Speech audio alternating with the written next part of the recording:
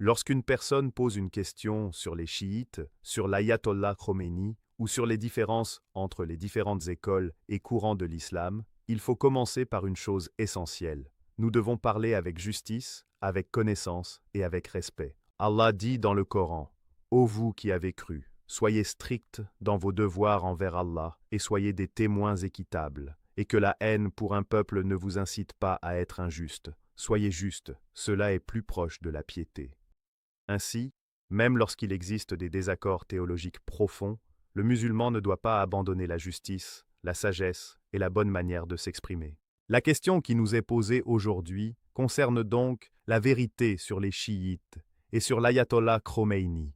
C'est une question importante parce que beaucoup de personnes entendent des affirmations différentes. Certaines disent « les chiites sont simplement une autre école de l'islam ». D'autres disent « les chiites sont complètement en dehors de l'islam ». D'autres encore ne savent pas quoi penser et cherchent simplement à comprendre. Alors, comment devons-nous répondre? Nous devons commencer par distinguer les choses.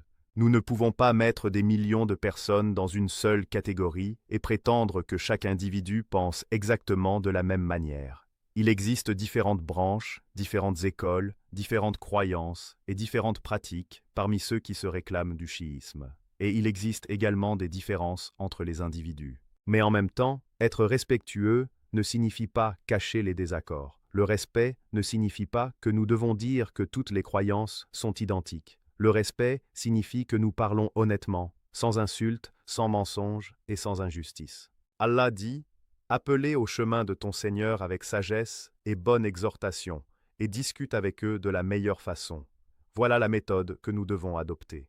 Tout d'abord, il faut comprendre que le terme « chiite » ne désigne pas une seule réalité uniforme. Historiquement, le mot « shia » signifie un groupe, un parti ou des partisans. Dans l'histoire musulmane, ce terme a été associé à ceux qui estimaient qu'Ali ibn Abi Talib, qu'Allah l'agrée, et sa descendance avaient un statut particulier concernant la direction de la communauté musulmane après le décès du prophète Muhammad, paix et bénédiction d'Allah sur lui. Avec le temps, différentes doctrines se sont développées et certaines croyances sont devenues très différentes de celles des sunnites. Et ici, il faut rappeler une chose très importante. Ali ibn Abi Talib, qu'Allah l'agrée, est aimé par les musulmans. Il est le cousin du prophète. Paix et bénédiction d'Allah sur lui, son gendre, l'un des premiers croyants, un grand compagnon et le quatrième calife, bien guidé selon la croyance sunnite. Aimer Ali ne constitue donc pas une différence entre les musulmans sunnites et les chiites. Les sunnites aiment Ali. Les sunnites aiment également Fatima, qu'Allah l'agrée, Al-Hassan et Al-Hussein, qu'Allah les agrée. Ils aiment la famille du prophète, paix et bénédiction d'Allah sur lui. Le désaccord ne porte donc pas sur l'amour de la famille du prophète. La question porte plutôt sur certaines croyances qui se sont développées autour de l'autorité religieuse, de la succession, de la compréhension des compagnons et de la place de certaines figures religieuses. Dans le chiisme duodécimain, qui est la branche la plus importante numériquement, on trouve notamment la croyance en une succession particulière de 12 imams, avec une conception de l'autorité religieuse qui diffère profondément de la compréhension sunnite. Les sunnites, eux, considèrent que le prophète Muhammad, paix et bénédiction d'Allah sur lui, n'a pas désigné un système d'imamat divin comparable à cette doctrine, et ils reconnaissent l'ensemble des compagnons du prophète comme une génération fondamentale dans la transmission de la religion. Le Coran nous enseigne que les compagnons du prophète occupent une place particulière. Allah dit « Les tout premiers, parmi les émigrés et les auxiliaires, et ceux qui les ont suivis avec excellence, Allah les agrée, et il l'agrée. » Et Allah dit également au sujet de ceux qui sont venus après eux. Ceux qui sont venus après eux disent « Seigneur, pardonne-nous ainsi qu'à nos frères qui nous ont précédés dans la foi, et ne mets dans nos cœurs aucune rancœur contre ceux qui ont cru. » Cela signifie que le musulman doit faire attention à son cœur. L'histoire des premiers musulmans contient des événements complexes, des épreuves et des conflits. Mais nous ne devons pas transformer ces événements historiques en une excuse pour insulter les compagnons du prophète. Paix et bénédiction d'Allah sur lui. Nous devons revenir au Coran et à la Sunna. Le prophète, paix et bénédiction d'Allah sur lui, a dit « N'insultez pas mes compagnons ». Il a également expliqué que la meilleure génération est sa génération, puis celle qui la suit, puis celle qui la suit. Cela nous enseigne que les compagnons ne sont pas des personnes ordinaires dans la transmission de l'islam. Le Coran a été révélé au prophète. Le prophète l'a enseigné à ses compagnons, et ce sont eux qui ont transmis la religion aux générations suivantes. Maintenant, concernant l'ayatollah Khomeini, il faut également être précis. Ruhollah Khomeini était un religieux et homme politique iranien qui a joué un rôle central dans la révolution iranienne de 1979 et dans la création de la République islamique d'Iran. Il est devenu le guide suprême de cette révolution et a exercé une influence majeure sur la politique et la pensée religieuse de l'Iran contemporain. Mais lorsqu'on parle de Khomeini, il faut distinguer plusieurs choses. Il y a l'homme politique, il y a le religieux, il y a ses écrits, il y a ses décisions, et il y a la doctrine politique qu'il a défendue. On ne peut pas simplement dire « il était célèbre, donc tout ce qu'il disait était correct ». Et on ne peut pas non plus dire « je suis en désaccord avec lui sur certains points, donc je peux insulter tous ceux qui le suivent ». Les deux attitudes sont incorrectes. En islam, la vérité ne se mesure pas à la popularité d'une personne. Allah dit « si tu obéis à la majorité de ceux qui sont sur la terre, ils t'égareront du sentier d'Allah ». La vérité se mesure au Coran et à la Sunna authentique, compris conformément à la voie des premières générations de musulmans. Parmi les questions importantes concernant Khomeini figure sa conception de la gouvernance religieuse, souvent associée au principe de la tutelle du juriste islamique. Cette idée attribue à un grand juriste religieux un rôle politique majeur dans la direction de l'État. Il s'agit d'une doctrine particulière qui a été développée dans un contexte historique et religieux précis.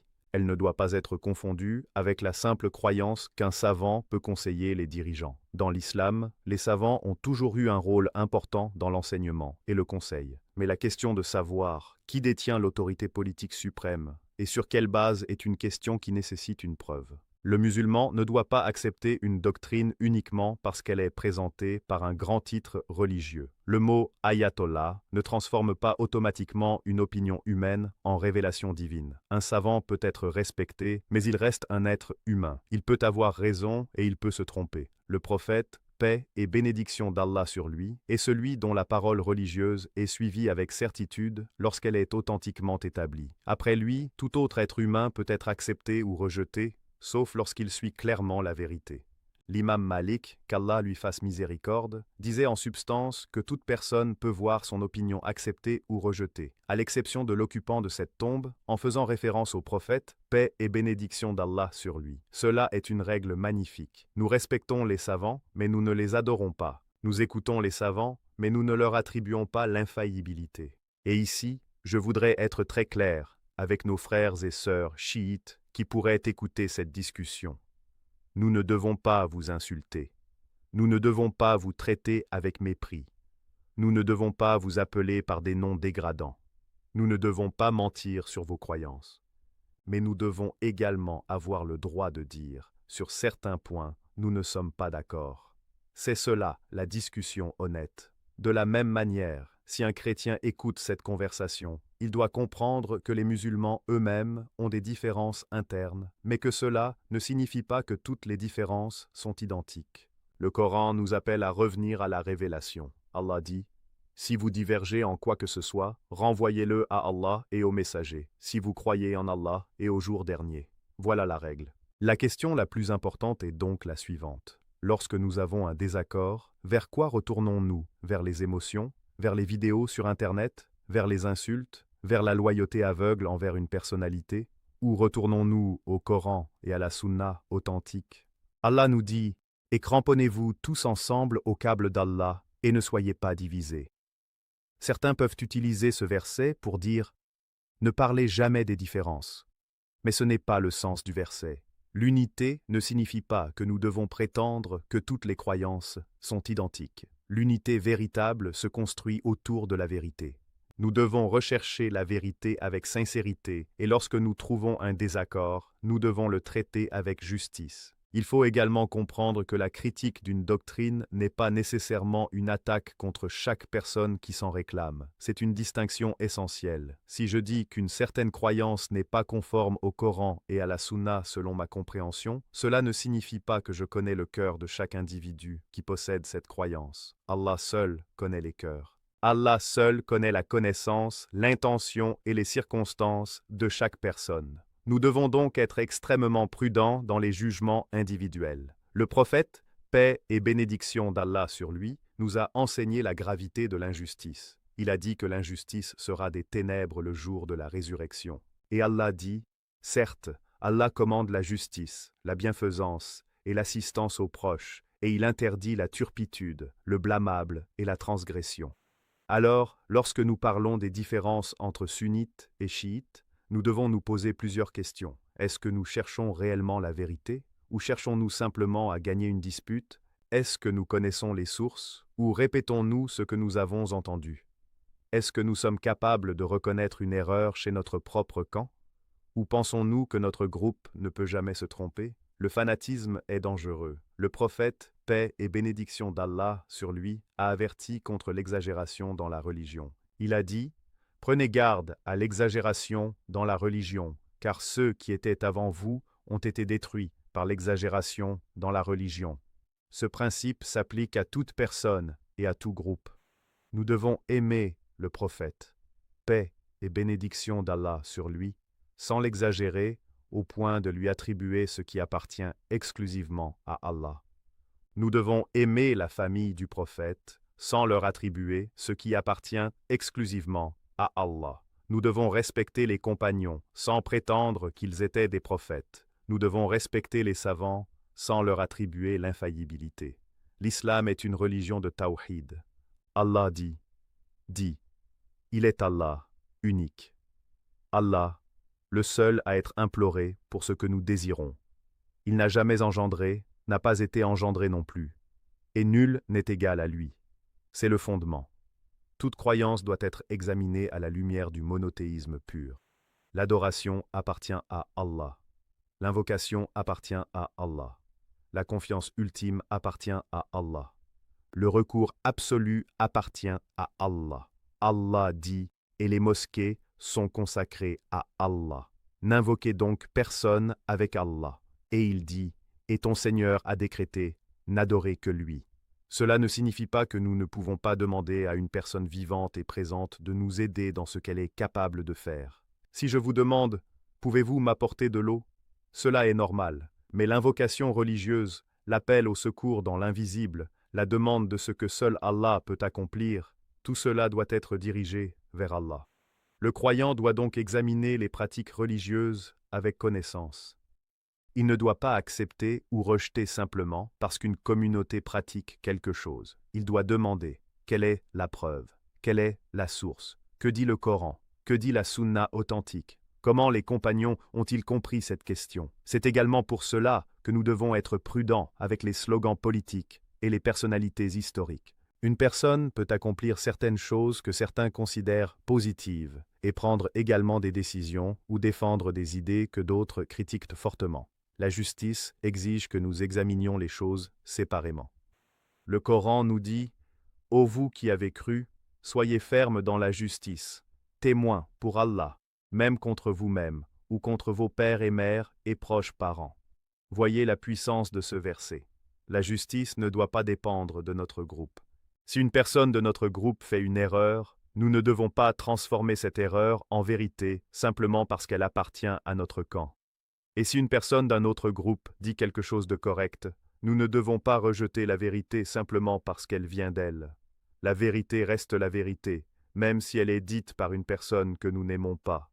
Et le mensonge reste un mensonge, même s'il est dit par une personne que nous aimons. Concernant les événements historiques entre les musulmans, notamment les conflits qui ont marqué les premières générations, il faut rappeler que les émotions peuvent facilement nous faire perdre notre équilibre. Certains utilisent l'histoire pour alimenter la haine pendant des siècles. Mais le musulman doit demander, est-ce que cette haine me rapproche d'Allah? Est-ce qu'elle m'aide à prier? Est-ce qu'elle m'aide à être honnête avec ma famille? Est-ce qu'elle m'aide à éviter le péché? Est-ce qu'elle me rapproche du Coran? Allah dit, que les gens ne se moquent pas les uns des autres. Et il dit, ne vous dénigrez pas et ne vous lancez pas de sobriquets injurieux. Si Allah nous interdit cela entre les croyants, alors comment pouvons-nous construire notre religion autour de l'insulte et de la haine? Mais encore une fois, ne pas insulter ne signifie pas ne pas enseigner. Nous pouvons dire, cette croyance est incorrecte selon le Coran et la Sunna, tout en refusant d'insulter les personnes. Nous pouvons dire, Cette pratique n'a pas de preuve authentique, sans appeler les gens par des noms humiliants. Nous pouvons discuter, argumenter et expliquer sans transformer la religion en une guerre permanente de paroles. Le prophète, paix et bénédiction d'Allah sur lui, était capable d'être ferme sur la vérité tout en étant miséricordieux avec les personnes. Il appelait les gens à Allah avec sagesse. Il expliquait. Il répondait aux questions. Il corrigeait les erreurs. Mais il ne construisait pas son message sur l'insulte et la vulgarité. Et aujourd'hui, avec les réseaux sociaux, nous devons faire encore plus attention. Une personne voit une vidéo de quelques secondes, entend une phrase sortie de son contexte, puis commence à haïr des millions de personnes. Cela n'est pas de la connaissance. La connaissance nécessite de vérifier. Allah dit « Ô vous qui avez cru, si un pervers vous apporte une nouvelle, vérifiez-la, de peur que, par ignorance, vous ne portiez atteinte à des gens et que vous ne regrettiez ensuite ce que vous avez fait. Alors, avant de partager une vidéo disant « Regardez ce que tous les chiites croient », demandez-vous « Est-ce exact ? Est-ce que cette personne représente réellement tous les chiites ? Est-ce une source fiable ? Est-ce une citation complète ? Est-ce une traduction correcte ? Et de la même manière, avant qu'un chiite partage une vidéo disant « Regardez ce que tous les sunnites croient », il doit également vérifier. Il ne faut pas construire son opinion sur des caricatures.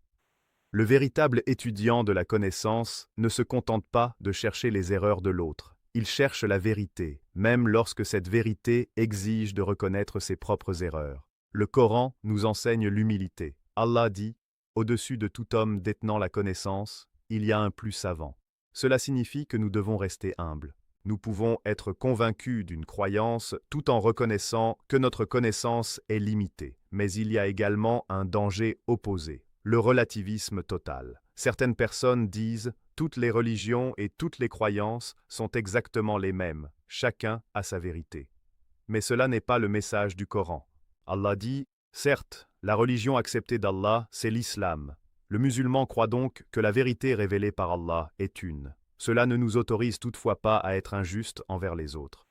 Nous devons donc maintenir deux principes en même temps, la fermeté dans la vérité et la noblesse dans le comportement.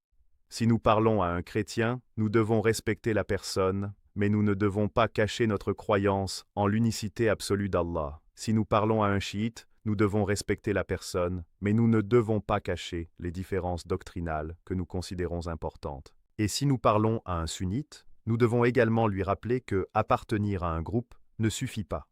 Il faut suivre le Coran et la Sunna avec sincérité. Le nom que nous portons ne nous sauvera pas. Ce qui nous sauvera, par la permission d'Allah, c'est la foi authentique, la sincérité et les œuvres conformes à la révélation. Allah dit « Ce ne sont ni vos désirs, ni les désirs des gens du livre qui comptent. Quiconque fait un mal en sera rétribué. Et il ne trouvera pour lui, en dehors d'Allah, ni allié, ni secoureur. » Puis Allah explique que celui qui accomplit de bonnes œuvres, homme ou femme, tout en étant croyant, entrera au paradis. Alors, la question n'est pas simplement « quel nom porte-t-il ?» La question est « que croit-il ? Que suit-il ? Quelles preuves possède-t-il ? Quelle est sa relation avec Allah ? Nous devons rechercher la connaissance, mais nous devons également purifier nos intentions. Certaines personnes étudient les différences religieuses uniquement pour se sentir supérieures. Elles ne cherchent pas la vérité. Elles cherchent une victoire. Elles veulent humilier quelqu'un. Mais celui qui cherche sincèrement la vérité demande à Allah de le guider. Allah dit « Et ceux qui luttent pour notre cause, nous les guiderons, certes, sur nos sentiers. » La recherche de la vérité nécessite de la sincérité. Donc, à tous ceux qui regardent cette discussion, je vous conseille ceci. Ne laissez pas les insultes vous éloigner de la connaissance. Ne laissez pas les vidéos de haine remplacer l'étude. Ne laissez pas une personnalité, quelle qu'elle soit, remplacer le Coran et la Sunna. Et ne laissez pas une différence historique vous faire oublier la responsabilité que vous avez devant Allah. Si vous êtes musulman, revenez au Coran. Étudiez la Sunna authentique. Apprenez le Tawhid. Apprenez la prière. Apprenez votre religion. Et lorsque vous discutez avec quelqu'un qui n'est pas d'accord avec vous, faites-le avec respect. Si vous êtes chiite et que vous écoutez cette réponse, je vous dis, ne rejetez pas automatiquement toute critique. Examinez les preuves. Et si vous êtes sunnite, ne rejetez pas automatiquement toute personne qui pose une question ou qui appartient à une autre communauté. Répondez avec connaissance et avec bon comportement. Le prophète, paix et bénédiction d'Allah sur lui, a dit que celui qui croit en Allah et au jour dernier doit dire du bien ou se taire. Ce hadith est un principe extraordinaire pour les débats religieux. Si nous ne savons pas, nous devons dire « je ne sais pas ». Si nous avons une preuve, nous devons la présenter. Si nous nous sommes trompés, nous devons revenir à la vérité. Et si nous ne pouvons pas parler avec respect, alors nous devons nous taire. L'islam n'a pas besoin de mensonges pour être défendu. La vérité n'a pas besoin de vulgarité pour être forte. Le Coran n'a pas besoin d'insultes pour être puissant. Et concernant l'ayatollah Khomeini, chacun doit étudier ses idées, ses écrits, son rôle historique et ses positions avec sérieux. Nous pouvons reconnaître qu'il a été une figure extrêmement influente, tout en examinant ses idées à la lumière du Coran et de la Sunna. Nous ne devons pas idolâtrer les dirigeants religieux ou politiques. Nous devons rester attachés à la révélation. Allah dit « Suivez ce qui vous a été descendu de la part de votre Seigneur et ne suivez pas d'autres alliés en dehors de lui. » Voilà le principe. Et je veux terminer cette première partie en vous demandant quelque chose de très simple. Si vous avez appris quelque chose, si vous pensez que cette discussion peut aider quelqu'un à comprendre les différences entre les musulmans avec plus de justice et moins de haine, alors abonnez-vous à la chaîne. Cliquez sur « J'aime », partagez cette vidéo avec ceux qui peuvent en tirer un bénéfice et laissez dans les commentaires « Allahu Akbar ». Mais écrivez-le avec sincérité, avec respect et avec l'intention de rappeler la grandeur d'Allah, parce qu'au-delà de nos disputes, de nos différences et de nos débats, Allah est plus grand que tout, et la recherche de la vérité doit toujours nous ramener vers lui. Mais il y a encore un point essentiel que nous devons comprendre lorsque nous parlons de ces différences, la question de l'autorité religieuse. Qui a le droit de définir la croyance ? Qui a le droit de dire ce qui est obligatoire, interdit ou recommandé? Est-ce une personnalité historique, un savant, une institution, un groupe particulier, ou bien la révélation d'Allah telle qu'elle nous a été transmise par son messager, paix et bénédiction d'Allah sur lui? Allah dit dans le Coran, « Ô vous qui avez cru, obéissez à Allah, obéissez aux messagers et à ceux d'entre vous qui détiennent l'autorité. Puis, si vous vous disputez en quoi que ce soit, renvoyez-le à Allah et aux messagers, si vous croyez en Allah et au jour dernier. » Regardez bien ce principe. Allah nous ordonne de revenir à lui et à son messager lorsque nous sommes en désaccord. Cela signifie que la référence ultime n'est pas une personne, même si cette personne possède un titre religieux prestigieux. Un savant peut expliquer le Coran. Un savant peut enseigner la Sunna. Un savant peut être extrêmement intelligent, très pieux et très respecté. Mais il n'est pas infaillible. La révélation est parfaite. L'être humain, lui, peut se tromper. C'est une règle que les musulmans doivent comprendre, quelle que soit leur école ou leur tendance. Nous ne devons pas transformer les savants en personnes infaillibles. Nous devons respecter leurs connaissances, mais nous devons également comparer leurs paroles avec les preuves. Lorsque quelqu'un dit « cette personne a dit cela, donc c'est forcément la vérité », nous devons lui rappeler que la vérité ne dépend pas du nom de celui qui parle. Allah dit « S'ils avaient été de la part d'un autre qu'Allah, ils y auraient trouvé beaucoup de contradictions. » Le Coran est la révélation parfaite. Quant aux paroles humaines, elles doivent être examinées. Et cela nous amène à une question très importante concernant certaines croyances développées autour des imams. Dans la compréhension sunnite, aucun être humain après le prophète Muhammad, paix et bénédiction d'Allah sur lui, ne possède une infaillibilité religieuse absolue. Les prophètes ont reçu la révélation. Muhammad, paix et bénédiction d'Allah sur lui, est le dernier des prophètes. Allah dit, « Muhammad n'est le père d'aucun de vos hommes, mais le messager d'Allah est le dernier des prophètes. Après lui, personne ne peut venir avec une nouvelle révélation qui modifierait la religion. Personne ne peut dire « cette nouvelle croyance est obligatoire parce qu'un homme est venu après le prophète et l'a déclarée obligatoire. » La religion a été complétée. Allah a dit « Aujourd'hui, j'ai parachevé pour vous votre religion. J'ai accompli sur vous mon bienfait et j'agrée pour vous l'islam comme religion. » Lorsque ce verset a été révélé, la religion était complète. Nous n'avons donc pas besoin d'une nouvelle révélation pour compléter le message. Et ici, je veux insister sur un point. Aimez la famille du prophète, paix et bénédiction d'Allah sur lui, est une partie importante de la foi. Mais aimer la famille du prophète ne signifie pas leur attribuer des qualités qui appartiennent exclusivement au prophète ou à Allah. L'amour doit être accompagné de connaissances. Nous aimons Ali ibn Abi Talib, qu'Allah l'agrée. Nous aimons Fatima, qu'Allah l'agrée. Nous aimons Al-Hassan et Al-Hussein, qu'Allah les agrée. Mais nous ne les adorons pas. Nous ne les invoquons pas en dehors d'Allah. Nous ne leur attribuons pas la connaissance absolue de l'invisible. Allah dit, nul de ceux qui sont dans les cieux et sur la terre ne connaît l'invisible, à part Allah. La connaissance de l'invisible appartient à Allah. Allah peut révéler à ses messagers certaines informations de l'invisible, mais personne ne possède par lui-même une connaissance absolue de tout ce qui est caché. Voilà pourquoi le tawhid est si important. Toutes les discussions doivent finalement revenir à cette question. Qui adorons-nous? Qui invoquons-nous? En qui plaçons-nous notre confiance ultime? À qui demandons-nous ce que seul Allah peut donner? Allah dit, et ton Seigneur a décrété, n'adorer que lui. C'est le fondement de la religion. Et je dois également parler de l'exagération dans l'amour des personnes pieuses. Le prophète, paix et bénédiction d'Allah sur lui, nous a avertis contre l'exagération.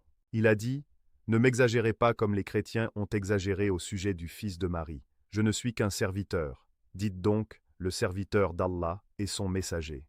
Si le prophète lui-même nous a interdit de l'exagérer, alors nous devons comprendre que toute autre personne mérite encore davantage que nous évitions l'exagération à son sujet. Nous devons donc aimer les personnes vertueuses, respecter les savants et honorer les membres de la famille du prophète. Mais l'adoration, l'invocation et la confiance absolue appartiennent à Allah seul.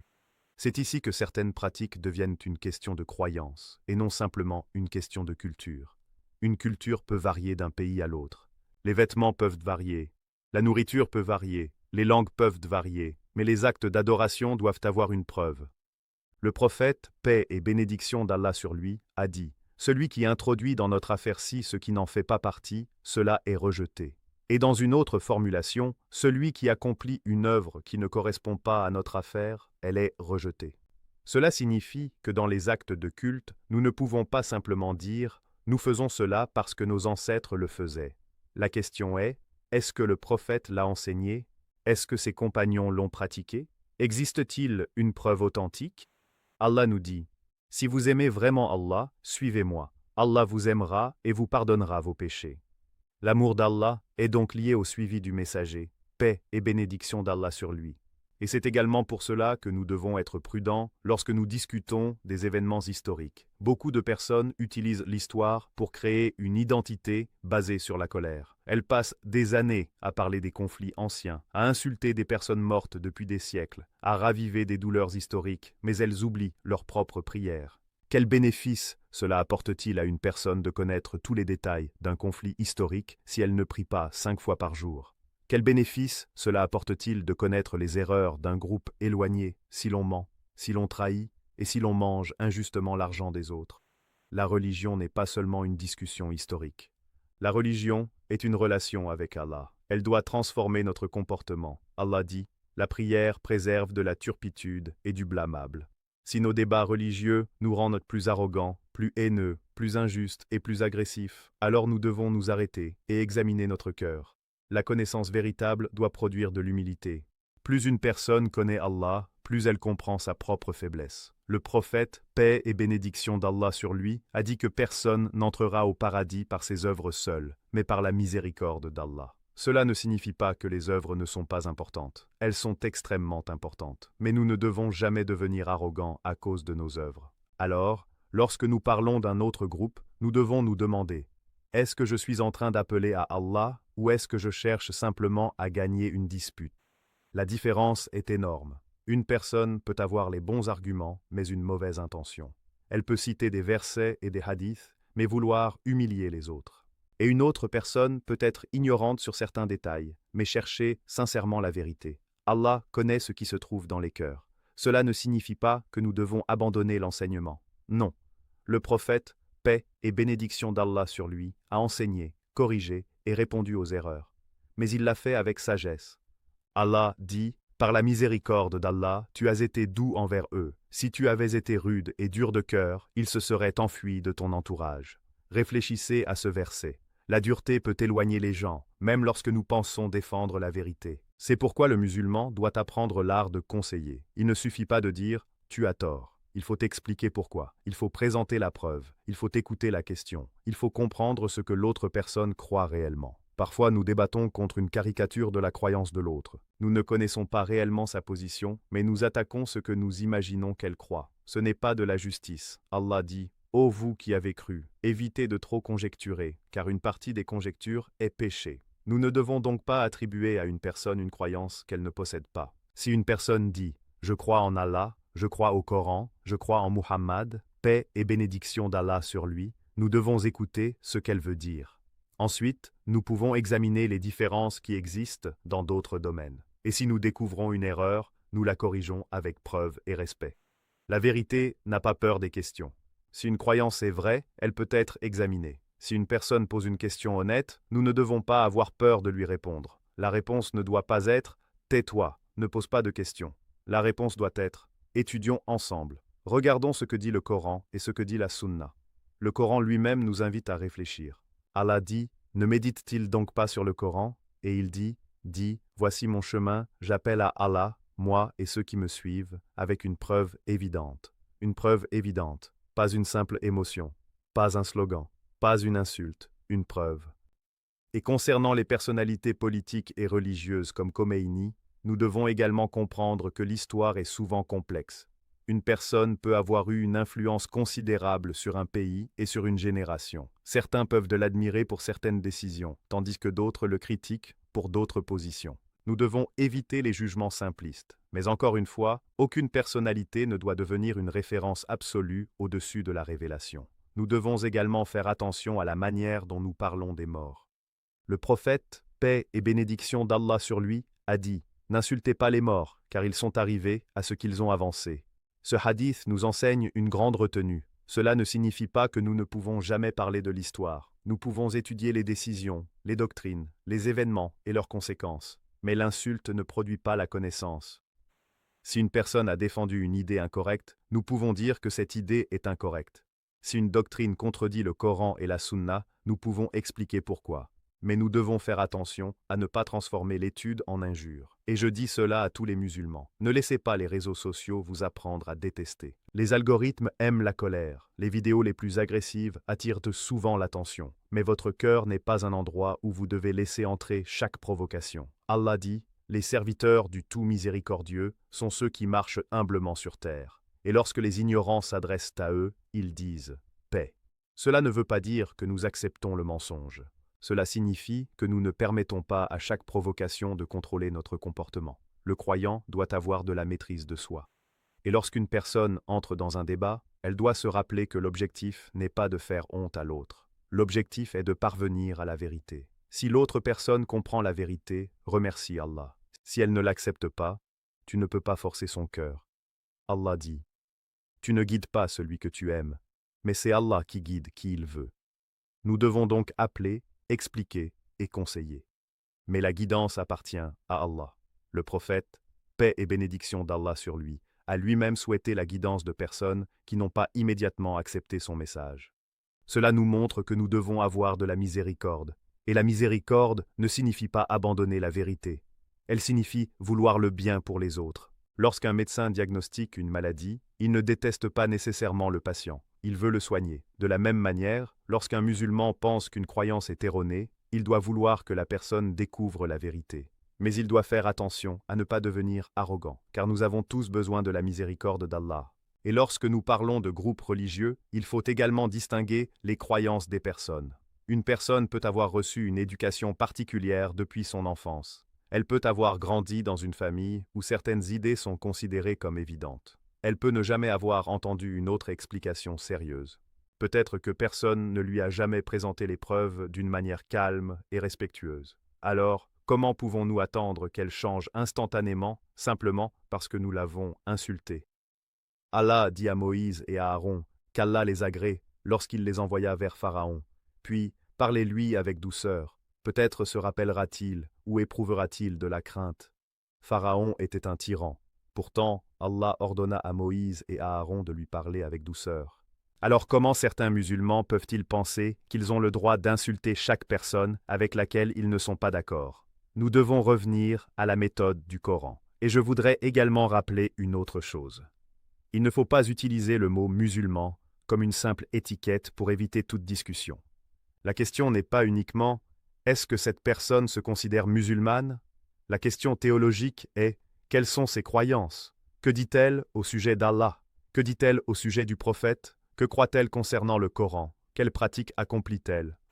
Les savants peuvent discuter de la classification de certaines croyances et de certains groupes, mais les jugements précis concernant les individus sont une question extrêmement grave. Nous ne devons pas nous précipiter pour déclarer une personne mécréante. Le prophète, paix et bénédiction d'Allah sur lui, a sévèrement mis en garde contre le fait d'accuser un musulman de mécréance sans droit. Il a dit que si un homme dit à son frère « Ô mécréant », alors cette accusation revient sur l'un des deux. Cela doit nous faire trembler. Aujourd'hui, certaines personnes prononcent le takfir comme si elles prononçaient un mot ordinaire. Elles regardent une courte vidéo, entendent une phrase, puis déclarent une personne mécréante. Ce n'est pas la voie de la prudence. Les questions de croyance sont sérieuses. Les jugements doivent être fondés sur la connaissance. Il faut comprendre ce qui a été dit, ce que la personne voulait dire, si elle connaît réellement la preuve, si elle a été mal informée, et si les conditions du jugement sont réunies. Ce n'est pas une affaire pour les émotions et les commentaires sur Internet. Et cela nous ramène encore une fois au principe fondamental. Nous devons apprendre avant de parler. Allah dit « Ne poursuis pas ce dont tu n'as aucune connaissance. L'ouïe, la vue et le cœur. Sur tout cela, en vérité, on sera interrogé. » Chaque mot que nous prononçons est enregistré. Alors, si quelqu'un dit « Je n'aime pas telle personne », cela est une chose. Mais dire « Cette personne est définitivement condamnée par Allah », cela est une autre chose. Qui sommes-nous pour parler au nom d'Allah sans preuve?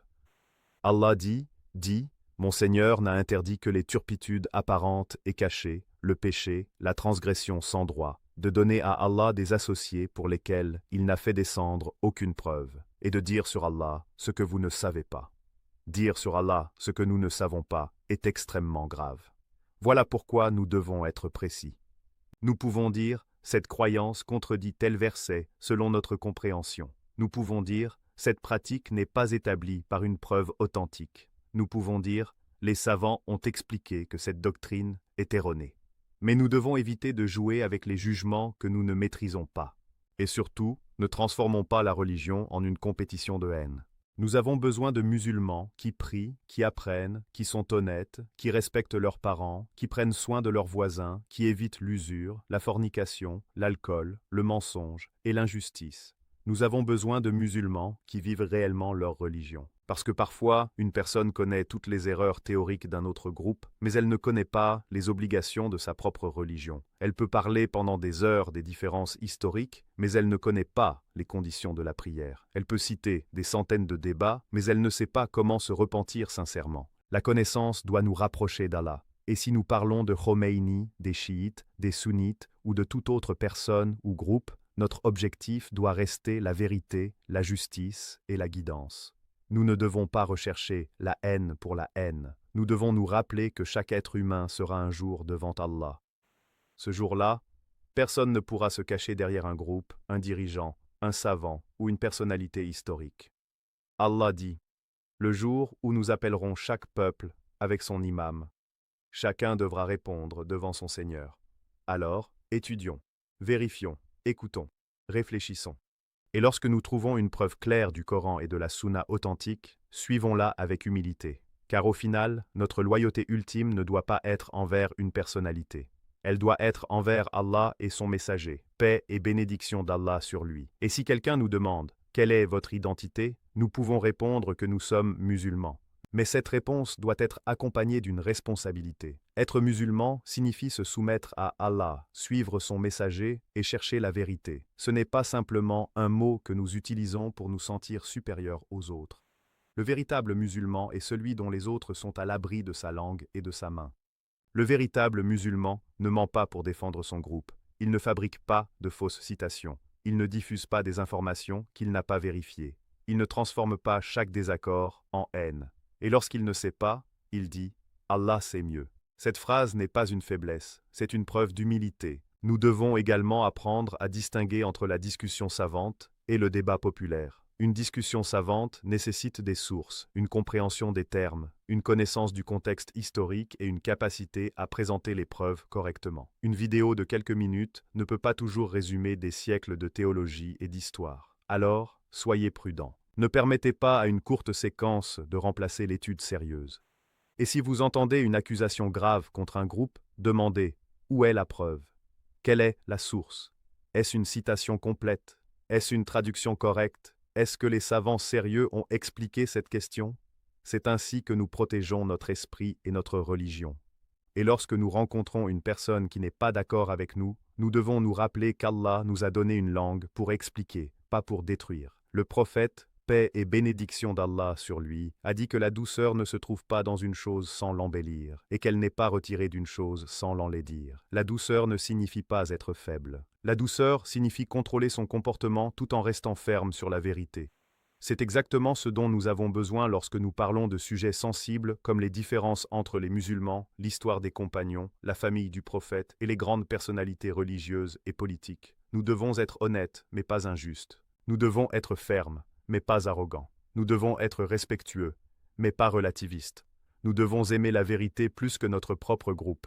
Et lorsque la vérité apparaît clairement, le croyant doit être prêt à la suivre, même si cela exige de changer une opinion qu'il avait héritée de sa famille ou de son environnement. Car Allah ne nous demandera pas « Pourquoi as-tu suivi aveuglément tes ancêtres ?» Au contraire, le Coran nous montre que les peuples précédents disaient souvent « Nous avons trouvé nos ancêtres sur une voie et nous suivons leurs traces. » Mais Allah leur reproche cette attitude lorsque leurs ancêtres n'avaient pas de preuves. La religion ne se transmet pas uniquement par héritage culturel. Elle doit être comprise, étudiée et vécue. Et c'est ici que chacun d'entre nous doit se poser une question personnelle. Si je prétends suivre le Coran, est-ce que je le lis réellement? Si je prétends suivre la Sunna, est-ce que je l'étudie réellement? Si je prétends aimer le prophète, paix et bénédiction d'Allah sur lui, est-ce que je suis réellement son exemple dans mon comportement? Parce que l'amour véritable produit l'obéissance. Et lorsqu'une personne prétend aimer le prophète mais ment, trahit, insulte et commet l'injustice, elle doit se demander si elle a réellement compris ce que signifie suivre le messager d'Allah. Allah dit, « En effet, vous avez dans le messager d'Allah un excellent modèle pour quiconque espère en Allah et au jour dernier et invoque Allah fréquemment. Voilà le véritable modèle. » Alors, lorsque nous parlons des autres, regardons également notre propre état. Sommes-nous réellement proches d'Allah? Avons-nous abandonné les péchés? Avons-nous réparé nos relations avec nos parents? Avons-nous remboursé nos dettes? Avons-nous cessé de mentir? Avons-nous cessé de regarder ce qui est interdit? Avons-nous appris à prier correctement? Parce que la religion ne doit pas rester uniquement dans nos discussions. Elle doit apparaître dans notre vie. Et c'est là que le message du Coran devient véritablement puissant. Il nous appelle à croire, mais aussi à agir. Il nous appelle à connaître la vérité, mais aussi à devenir des personnes justes.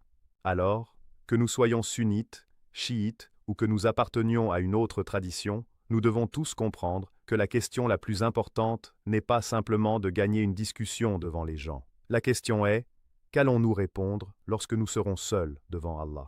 À ce moment-là, aucun commentaire sur Internet ne nous aidera. Aucun nombre d'abonnés ne nous sauvera. Aucun titre religieux ne nous protégera. Nous aurons besoin de la miséricorde d'Allah, d'une foi sincère et d'une vie fondée sur la vérité. C'est pourquoi nous devons continuer à étudier avec sincérité, à discuter avec respect et à rechercher les preuves, sans permettre à la haine de prendre le contrôle de nos cœurs.